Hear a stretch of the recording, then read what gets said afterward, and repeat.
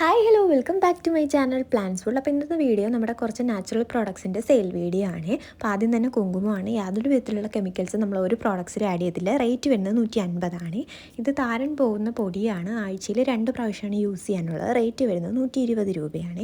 ഇത് skin brightening ചെയ്യാനും അതുപോലെ തന്നെ ഡാർക്ക് സ്പോട്ടൊക്കെ മാറാനായിട്ട് യൂസ് ചെയ്യുന്നതാണ്. 20 രൂപയും ഈ ഒരു ഫ്ലവർ മോൾഡ് വരുമ്പോഴേക്കും 40 രൂപയാണ് റേറ്റ് വരുന്നത്.